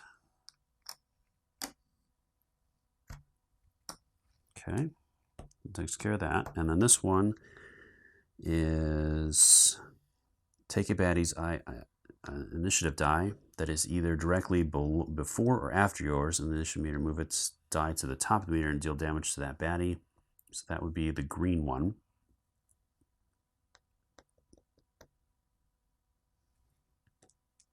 Okay, yeah, might as well. Not that guy, this one. So he's only got 1 health left, but that means he's gonna get to swing 1 more time. Okay. And that's it. All right, and then when does that stuff go off? So the Chrono Trigger is at the start of the round, and then the Chrono Buffer at the start of each round. Okay. So the weakest Gearlock, so it would be him. Okay. And that's going to end his round, or his turn, so then it's round 2. So right away he's going to get an HP. And he's going to deal 1 damage to the weakest enemy. Oh, shucks. So that's going to be this guy, unfortunately. So that's going to take him out. And then that was green, so that'll go away. He could have potentially gotten her for that one. All right. So that is everything, and I'm pretty sure that I always get that mixed up when they come out. All right, so then I'm going to add a new baddie at the end of the round. So since he was eliminated at the beginning of the round, then I won't have to worry about that until the end of this round. All right, so then it's going to go to my character first. She's being taunted by that guy there. So she has to target him, pretty sure. Double check that real quick. So taunt is place a taunt effect die on this unit until the start of its next turn. Adjacent opposing units must attack the unit. Okay. Yep. So I have to attack him with my turn. All right. So I got 4 dice to work with. I am going to roll 2 defense, and I think I'm going to save those.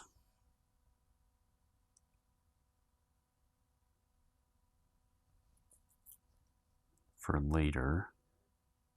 So I'm going to roll 2 attack and see what I can get here.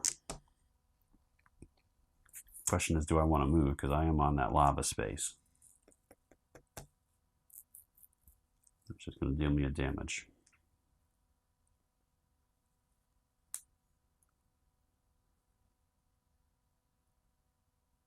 I think I'm okay for now. All right, so I got 1 defense, and I did 2 damage to him. So he's down to 1 HP.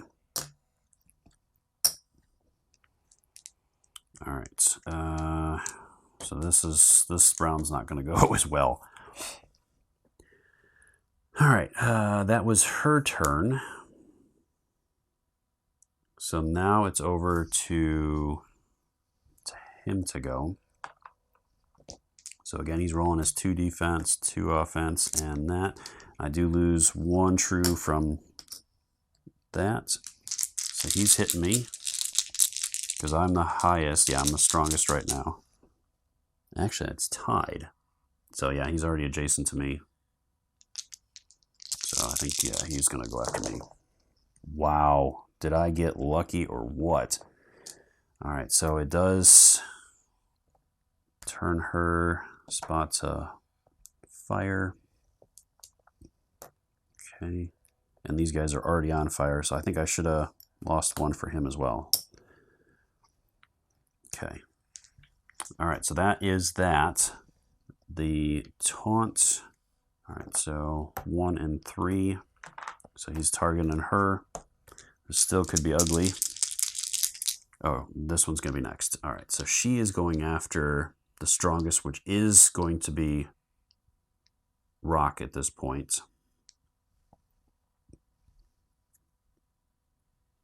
Did I screw that up? I can't remember if I rolled any defense for him or not. I don't think so. I think I was 3 bones and 1 hit, yeah. So she's going to move through him and up. That's going to deal him 1 damage. Because she wants to get off of the lava space. And then she's going to attack for 2 and 1. So 2 and 1. She does that one. All right, so she gets the bones. So bones are going to cost an additional 1 this turn. She does 1 damage to him. And she gets 1 defense. Okay. So that was her turn. So now it's over to that guy. He's going to roll 3 and 1.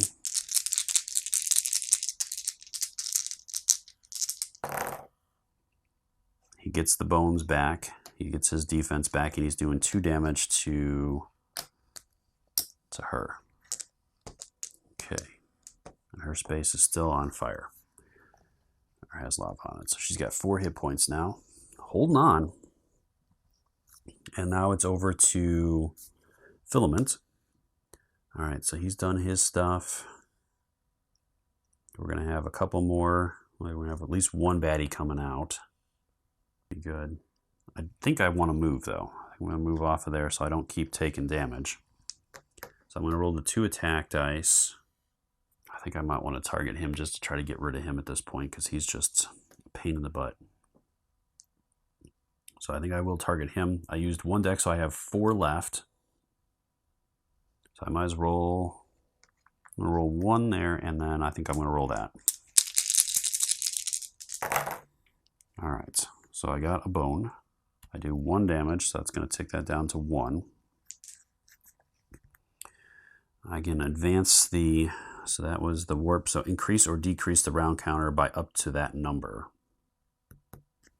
So I could take it all the way to round 4, which this will be the top of round 5. So I think I'm going to take it to round 3. So I don't want to go too crazy. I do get 1 defense, and I do 1 damage to him, which I already took care of. So that will take care of that. And that's it. All right, so then it kicks over to round 4. So it's going to do 1 damage to the weakest baddie. Oh, wait. I got to bring them out. So before I do that, I got to bring out 2 new guys. So I got, or 1 guy, because there's still 3 out there. So he's going to come out. He is 4 health. His initiative is 2, but they're going to start at the bottom anyways. And he has taunt. And with the green, he is a melee character, so he's going to go here because his spot's taken. All right, so yeah, it's still going to be that guy that's going to lose the point there. And then I'm going to get a health buff on her because she is the lowest right now. So I just add that to her area, I believe, instead of adding it on directly onto her thing. So that'll take care of those 2. Then it moves into her turn. So he's still got the taunt on him, so she has to target that. So I'm going to take the 2 defense, and I'll do the 1 offensive die, and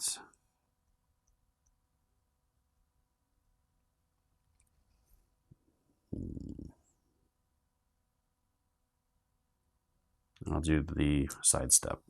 See what I get with that. All right, so I got 1 bone. I do get to do the sidestep, so I'm going to do 1 damage to him. That'll take him out. I'm going to use the sidestep to move up, and I get 2 defense. Okay, so that'll take care of him. The next guy is going to be coming out at the end of the round. And she's still got a ton of power to hopefully hit somebody with here. All right, so he's going to target the strongest enemy or character, which I think at this point is going to be Gasket. That'll take care of that. So he's got 2 and 2. And Gasket is the one that is highest. Yep. So let's hope he doesn't roll another Flamehead. There's 66% chance of that happening.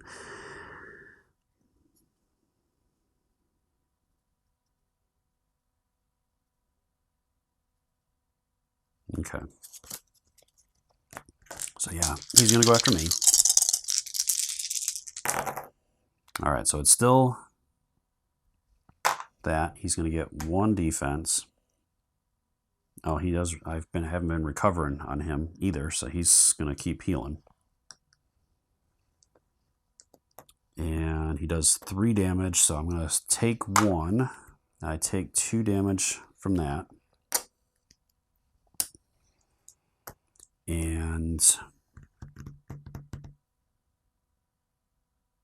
then this is going to flip all this stuff. So it's going to be that one, hers, and mine.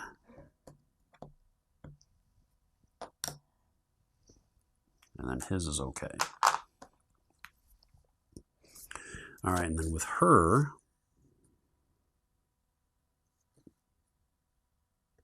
she is going to,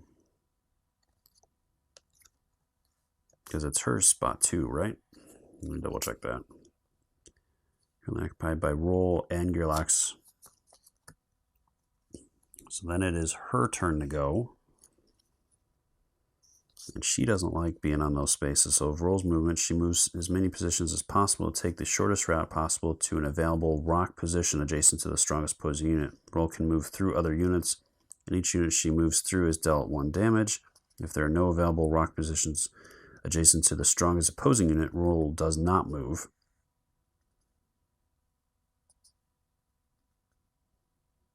Okay. So she's going to go ahead and attack him since she's there and she cannot move. She's got her 1 defense, so she's going to be rolling 2 attack and her thing.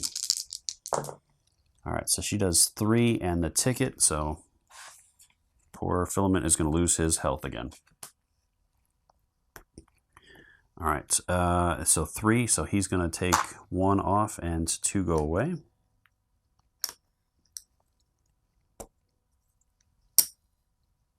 And then she is going to lose a health, so she loses that at the end of her turn. Because it's not, well, is lava true damage? I think lava's true damage, so it bypasses her defense. So she's down to 2 health. Okay. And that'll take care of her turn. Now it's over to, the yellow has been eliminated. So it's over to Filament to go.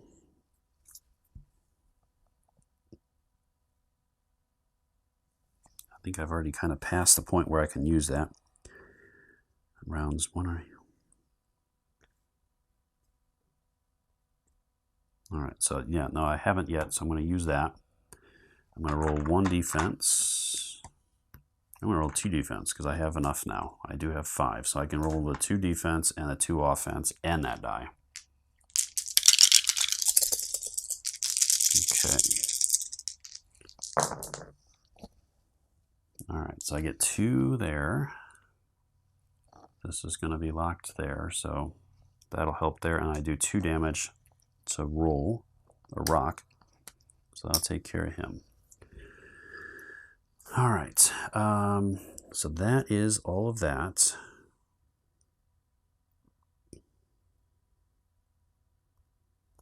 And it's all my abilities. I do have 2 there, so I could do 1 to give me 1.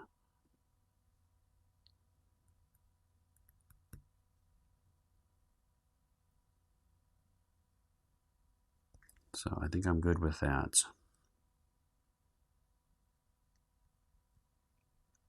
So I'm just going to bump it up, get 1 more, and keep going with that.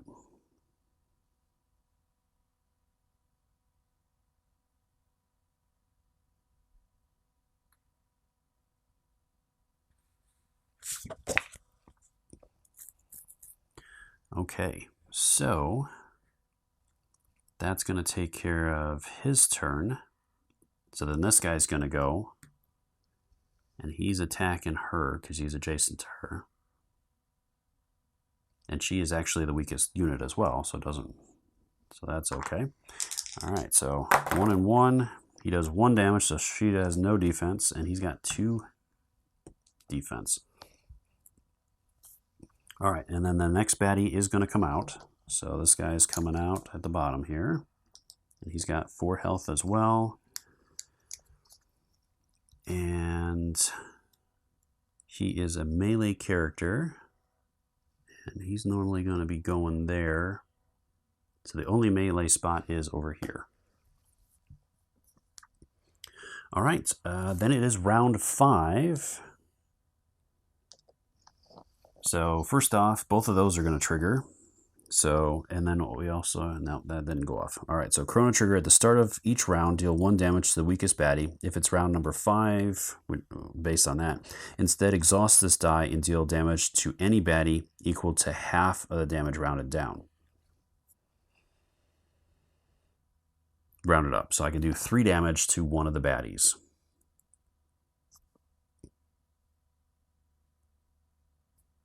I don't think that would be a Tyrant.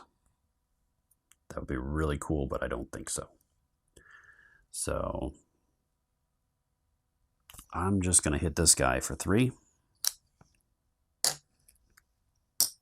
And that will take care of that. And then this one is the Chrono Buffer. At the start of each round, grant one buff HP to the weakest Gearlock. If it's round this one instead, exhaust this die and grant a buff HP to any Gearlock equal to half of the rounds. All right, so again, I'm going to add 3.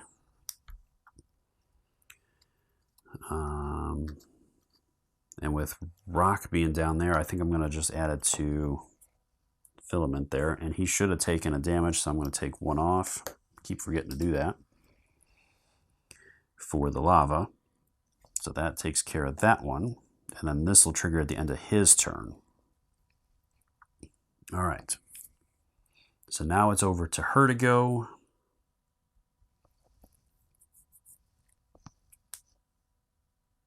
So do I leave her and just go after, I think I'm just going to have to go after him for now. Or I could move down and hit Rock.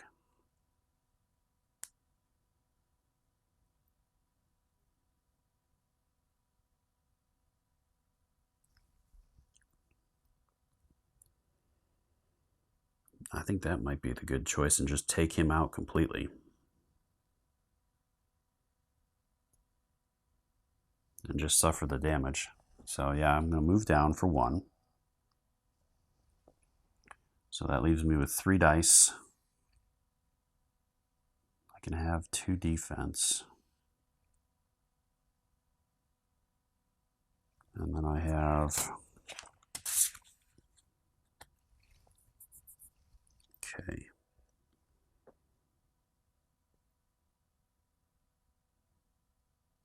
All right, so I think I'll do that. So I'm going to use the... What is my best shot at doing something? So probably this. So that's 1 die, 2, 3. So I think that's what I'll do. And I'm going to target him. Let's see what happens here. Oof, nice. So 5 damage and poison, that will be enough to take him out. All right, so he's done. All right, that was spent. And these 2 are done. All right, so that was his turn there, or her turn. And she's going to take a damage for that. I think the buff goes first, so she'll lose the buff. All right, and that'll take him out. So then it's going to be her turn next. And she's targeting the strongest enemy. So she is going to move off of the lava. And she's going to go after me. And she's going to get 1 and 2. And this. All right, so backup or bones are going to cost an extra 1 to do, and she's doing 2 damage, so that's going to take care of my defense. All right, and then she's safe on that spot. So then it kicks over to Filament. So I think Filament, I think I'm just going to take out that other guy over there. So I'm going to get 2 attack dice.